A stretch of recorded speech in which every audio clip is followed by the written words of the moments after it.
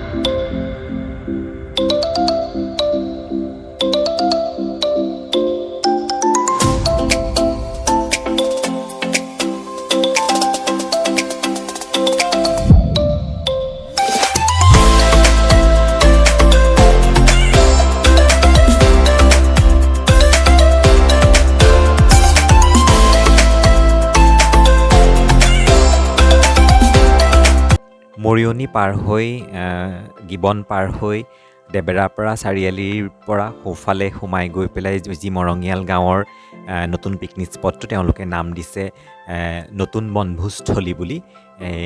এয়া মই আপোনালোকক দেখাইছোঁ। এইখন দলঙেৰে গাড়ীখন ৰাখি পেলাই গাড়ী আপোনালোকে ৰাখি এই দলংখনেৰে দিয়েই ধুনীয়াকৈ আপোনালোকে এই স্পটটোলৈ আহিব পাৰে। নদী এখনৰ কাষত, নদীখনৰ নাম পুঠি নদী। আৰু এনেকুৱা দেখিছে তেওঁলোকে খুব ধুনীয়াকৈ এনেকৈ কেইটামান খেৰৰ ঘৰ বনাই থৈছে খুব ধুনীয়াকৈ। আৰু তাতে আপোনালোকে বনভোজ খাব পাৰে ধুনীয়াকৈ। এখন দেখিছে এখন তেওঁলোকে এখন ৰেকো বনাই থৈছে। ইয়াতে আপোনালোকে পিকনিকৰ বাবে যি যাৱতীয় সামগ্ৰী লৈ যায় তাতে এনেকৈ উঠাই থ'ব পাৰে। সেইফালে এখন বেঞ্চ দিছে আৰু এনেকৈ এয়া ধুনীয়াকৈ এইটো এটা গাঁত তেওঁলোকে সেই প্ৰত্যেকটো ঘৰৰ কিনাৰত এনেকৈ এটা গাঁত খান্দি দিছে যাতে তাত আমাৰ পিকনিক খাবলৈ গৈ যিখিনি আৱৰ্জনা তাতে পেলাব পাৰে তেওঁলোকে পিছত হয়তো সেইখিনি পুৰি পেলাই আকৌ চাফা কৰি ৰাখে যিহেতু আমি আজি যাওঁতে তাত একদম সম্পূৰ্ণ চাফা হৈ আছিলে আজি চাগে পিকনিক পাৰ্টিবোৰ অহাৰ পিছত তেওঁলোকে চাফা কৰে কিনাৰতে এখন নদী আৰু নদীৰ পৰা আপোনালোকে পানী তুলিব পাৰে ধুনীয়াকৈ এখন প্ৰত্যেকটো ঘৰৰ পিছফালে এখনকৈ জপনা আছে নদীলৈ যাবলৈ এইখন দেখিছে এখন ৰেক সামগ্ৰীসমূহ তুলি থ'ব পাৰে এখন বেঞ্চ ধুনীয়াকৈ বহিব পাৰে মানুহখিনি আৰু পিছফালে যে দেখিছে স্ক্ৰীণখন তেওঁলোকে ধুনীয়াকৈ লগাই দিছে খুব ধুনীয়া এৰেঞ্জমেণ্ট তেওঁলোকৰ খুব ভাল লাগিলে এই চেগতে এই নতুন বনভোজস্থলীৰ উদ্যোক্তাসমূহক আমাৰ ফালৰ পৰা আমি বিশেষভাৱে ধন্যবাদ জ্ঞাপন কৰিছোঁ তেওঁলোকে ইমান সুন্দৰকৈ বনভোজপ্ৰেমীৰ ৰাইজৰ বাবে ইমান ধুনীয়া এটা পৰিৱেশ তেওঁলোকে আমাৰ ওচৰতে যোৰহাটবাসীৰ বাবে তৈয়াৰ কৰি উলিয়াইছে বহুত ভাল লাগিল আপোনালোকো আহিব তাৰ মাজতে এখন সৰু নাৰ্চাৰীও দিছে এগৰাকী ছোৱালীয়ে খুব ধুনীয়াকৈ নাৰ্চাৰীখন দিছে মই তাৰে এটা এই স্নেক প্লাণ্টটো মই কিনিলোঁ তাৰ পৰা আৰু বাকী ষ্টল কিছুমানো আমি আহিব সময়ত ওলাইছিলে আপোনালোকে যদি যেনে ধৰক নগা সকলৰ পৰম্পৰাগত কিছুমান সাজপাৰ ওলাইছিলে আৰু লাহে লাহে বহুত তাত ষ্টল হ'ব বুলি আমাক জনাইছে আপোনালোকে জানুৱাৰী মাহত যদি পিকনিক খাবলৈ যায় তালৈ তেতিয়াহ'লে আপোনালোকে পিকনিক খোৱাৰ উপৰিও পৰম্পৰাগত কিছুমান সাজপাৰ ফুলৰ পুলি অন্যান্য যিবোৰ নতুনকৈ ওলাব আপোনালোকে তাতে পাব আৰু তেওঁলোকে জনাইছে যে অহা জানুৱাৰী মাহৰ পৰা তাতে যদি আপোনালোকে পিকনিক খাবলৈ যায় একো বস্তু নোলোৱাকৈও যদি যায় তেওঁলোকে তাতে খৰিৰ ব্যৱস্থা বাচন বৰ্তনৰ ব্যৱস্থা কৰিব তেওঁলোকে ইমানখিনি ধুনীয়াকৈ সুবিধা কৰি দিছে খুব ধুনীয়া এৰেঞ্জমেণ্ট ভাল লাগিলে ওপৰৰ পৰা ভিউটো চাওঁ আহক তাৰ এয়া চাওক ওপৰৰ পৰাও খুব ধুনীয়া এই নদীখনৰ কিনাৰতে বুঠি নদীৰ কিনাৰতে ছাইডত সৰু সৰু কেইটামান টিলা চাহ বাগান আছে আমি তালৈ নগ'লোঁ বাৰু সময়ৰ নহ'লে আমাৰ যাবলৈ তাতো গৈ ধুনীয়াকৈ ফুৰিব পাৰে মই য'ত উঠি আছোঁ এজোপা গছত এইটো চাওক এজোপা গছত খুব ধুনীয়াকৈ তেওঁলোকে ট্ৰি হাউচ বনাইছে খুব ছেফটিকৈ বনাইছে ধুনীয়াকৈ ষ্টেপেৰে উঠি যাব পাৰে ষ্টেয়াৰটো খুব ধুনীয়া ভাল লাগিলে আমাৰ গৈ পেলাই যাব আপোনালোকে সকলো আশা কৰিছোঁ আৰু আমাৰ ভিডিঅ'টো চাই কেনে পালে আপোনালোকে আমাৰ কমেণ্ট বক্সত জনাবলৈ নাপাহৰিব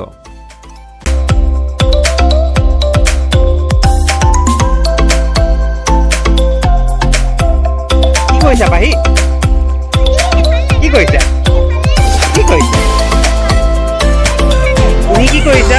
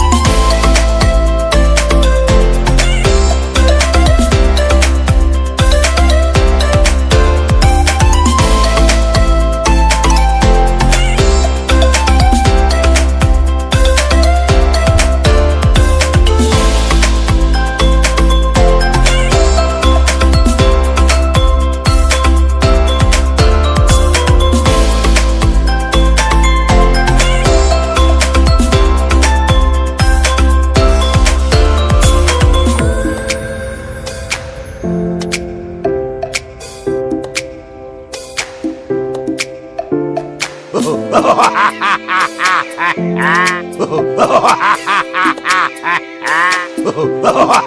ha!